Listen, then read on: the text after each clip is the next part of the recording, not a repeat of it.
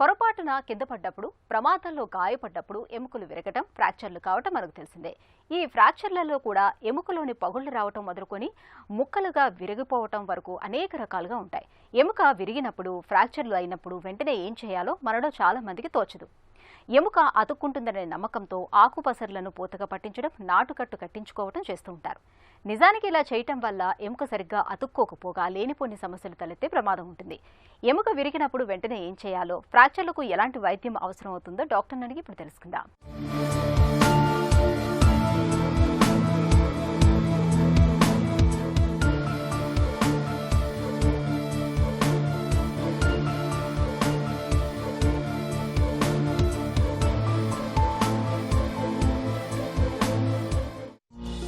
Fracture అంటే ఏంటి? ఫ్రాక్చర్లు ఎన్ని రకాలుగా ఉంటాయి?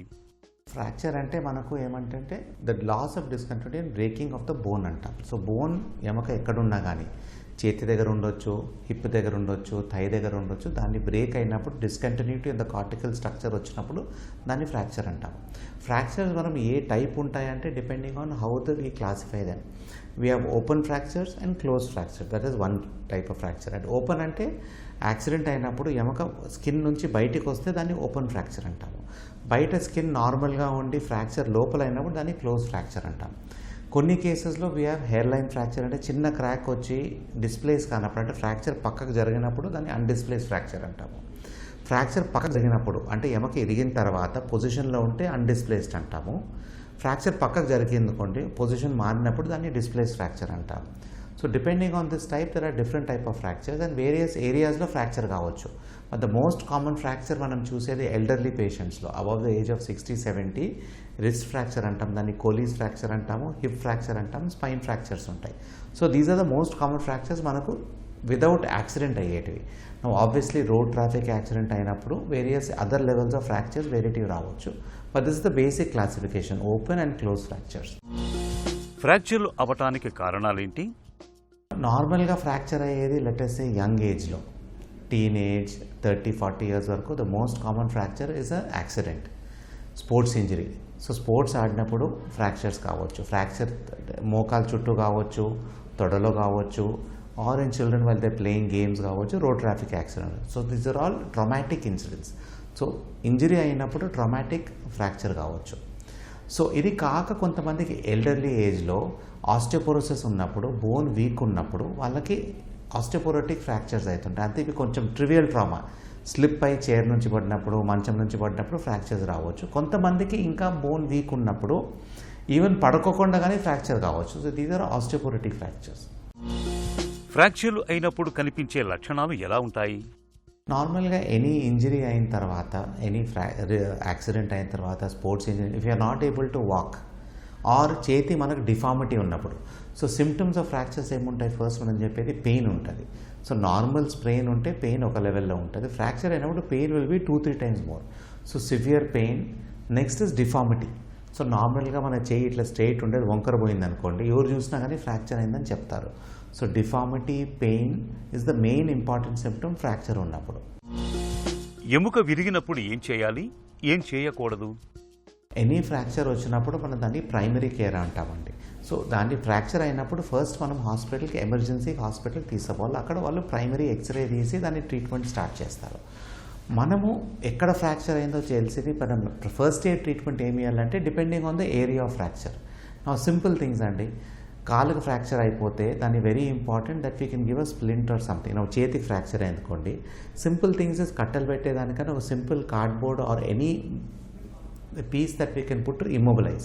సో ఫ్రాక్చర్ అయినప్పుడు రూల్ ఏముంది? ఇమ్మొబిలైజ్ అంటే పెయిన్ ఉంటుంది వాళ్ళకి. సో వాళ్ళు కదలుకోకుండా ఒక సపోర్ట్ వేసేసి దానికి ఒక క్లాత్ ఏదో చుట్టుకొని హాస్పిటల్ తీసుకొని రావాలి. So first is immobilisation. Second is elevation. So fracture చేయికి అయిందుకోండి, కిందికి ఇట్లా వదిలేయకూడదు, హైట్లో పెట్టుకొని ఎలివేషన్ పెట్టుకొని కొంచెం హైట్లో పెట్టాలి. సో బ్లడ్ ఫ్లో, స్వెల్లింగ్ ఎక్కువ రాకుండా. సో ఇమ్మొబిలైజేషన్ అండ్ పెయిన్ కోసం మనం ఏదైనా పెయిన్ కిల్లర్స్ వేసుకోవచ్చు ఓరల్గా and keep it elevated. So ఇది చేసిన తర్వాత ఇమీడియట్గా హాస్పిటల్కి ట్రాన్స్పోర్ట్ చేస్తే వాళ్ళు ఎక్స్రే తీసేసి ఫైనల్ ప్లాస్టర్ వేయవచ్చు, సర్జరీ అవసరం పడవచ్చు, ఎక్స్రే బట్టి చూడాలి. ఫ్రాక్చర్ల విషయంలో ఎలాంటి పరీక్షలు చేస్తారు? నార్మల్ ఎనీ ఫ్రాక్చర్ కోసం ద బేసిక్ ఇన్వెస్టిగేషన్ మనం చేసేది, చెకప్ చేసేది ఓన్లీ ఎక్స్రే అండి. 99.9 ఫ్రాక్చర్స్ మనం ఎక్స్రే ద్వారా డయాగ్నోస్ చేయవచ్చు. రేర్ సర్కమ్స్టాన్సెస్లో ఎక్స్రేలో ఇనిషియలీ మనకి ఏమీ కనబడకపోతే అప్పుడు మనం ఏమైనా సిటీ స్కాన్ అడగవచ్చు. సిటీ స్కాన్లో చిన్న చిన్న క్రాక్స్ ఉండగానే మనకు తెలుస్తుంది.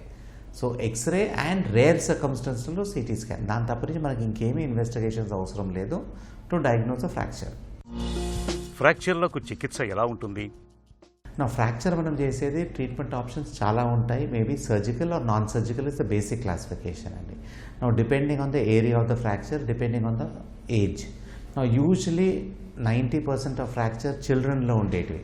Below the age of 10 years can be treated with ప్లాస్టర్తోనే ట్రీట్ చేస్తాం. ఓన్లీ 10% పేషెంట్స్కి సర్జరీ అవసరం పడుతుంది. But after the age of 14-15 fractures అయినా ఏరియా బట్టి మనం చూస్తాం. నా సపోజింగ్ చేతికి ఫ్రాక్చర్ అయిందనుకోండి, డిస్ప్లేస్డ్ ఉంటే అంటే పక్కకు జరిగింటే దానికి మోస్ట్ లైక్లీ మత్తమంది ఇచ్చి దాన్ని కూర్చోబెట్టి ప్లాస్టర్ ఇవ్వచ్చు. అది కాకపోతే సర్జరీ కానీ అవసరం పడవచ్చు. సో సిగ్నిఫికెంట్గా as a age increases surgery chances ఎక్కువ ఉంటాయి. So surgery at the age of 30-40 supposing somebody is an accident, మోకాల్ ఇంజరీ అనుకోండి, దెర్ ఇస్ అ 50-60% ఛాన్స్ మనకు సర్జరీ అవసరం పడుతుంది. సర్జరీ చేసి ఫ్రాక్చర్ని పొజిషన్లో పెట్టాలా. డిఫరెంట్ టైప్స్ ఆఫ్ మెథడ్స్ ఉంటాయి దాన్ని ఫ్రాక్చర్ రిడ్యూస్ చేసి. స్క్రూస్ వేయవచ్చు, వైర్స్ వేయవచ్చు, ప్లేట్ వేయవచ్చు, రాడ్స్ వేయవచ్చు. So depending on the fracture severity, దాన్ని ఎట్లా ఇరిగింది చూసుకొని డాక్టర్ ఆపరేషన్ చేస్తారు. ప్లాస్టర్ వేసినప్పుడు యూజువలీ 6 to 8 weeks రెస్ట్ ఉండాలా. దానికి దాని ప్లాస్టర్ తీసిన తర్వాత ఒక 6 to 8 weeks ఫిజియోథెరపీ చేయాల్సి వస్తుంది. ఫ్రాక్చర్లకు చికిత్స తర్వాత ఎలాంటి జాగ్రత్తలు తీసుకోవాలి? Rehabilitation, physiotherapy after surgery based on the fracture అండి. నార్మల్లీ ఆఫ్టర్ ఎనీ ఫ్రాక్చర్, కాల్ ఫ్రాక్చర్ అనుకోండి, వాకర్తో నడవచ్చు. దాని మీద బరువు మనం అట్లీస్ట్ ఒక 6 to 8 weeks వరకు అయితే పెట్టకూడదు. And severity of the fracture బట్టి యూజువలీ ఆఫ్టర్ 6 weeks కొంచెం వెయిట్ అలౌ చేస్తాము. బట్ వాకర్, క్రచెస్ పెట్టుకొని నడవాల. చేయి ఫ్రాక్చర్ ప్లాస్టర్ వేస్తాము. ప్లాస్టర్ యూజువలీ 4 to 6 weeks ఉండాలి. ఆఫ్టర్ దట్ ఫిజియోథెరపీ చేస్తాం. So it's very difficult to say like any other procedure. మనం knee replacement చేస్తే ఇదే ప్రోటోకాల్ 6 weeks అని చెప్తాం. కానీ ఫ్రాక్చర్లో వెరైటీస్ చాలా ఉంటాయి, చాలా కాంబినేషన్స్ ఉంటాయి. Over 100 to 150 various treatment protocols in terms of options ఉంటాయి. సో ఫ్రాక్చర్ బట్టి డాక్టర్ చూసుకొని డిసైడ్ చేయాలా ఎట్లా రికవర్ కావాలా. బట్ బై అండ్ లార్జ్ 2-3 monthsలో రికవరీ 90% వరకు అవుతుంది. దానిపైన వెయిట్ వేసి నడిచేకి కాలికి ఫ్రాక్చర్ అనుకోండి యూజువలీ 3rd monthలో నడవగలుగుతారు. And full recovery may take up to 6 to 9 months also in certain cases. ఫ్రాక్చర్లకు ఆధునిక వైద్యంలో ఇవాళ పీఓపీ కట్టు మొదలుకొని రాడ్లు వేయటం, ప్లేట్లు బిగించడం వరకు చక్కటి చికిత్సలెన్నో అందుబాటులో ఉన్నాయి. ఎముక విరిగినప్పుడు నాటు వైద్యాల జోలికి వెళ్లకుండా సకాలంలో డాక్టర్ని సంప్రదించడం అన్ని విధాలా మేలు. ఒక చిన్న చిట్కా మీకోసం. తీవ్రమైన తలనొప్పితో బాధపడుతున్నప్పుడు కొద్దిగా హారతి కర్పూరానికి కొంచెం మంచి గంధాన్ని కలిపి ఆ మిశ్రమాన్ని నుదుటిపైన రాయండి. తలనొప్పి నుంచి తక్షణమే ఉపశమనం లభిస్తుంది.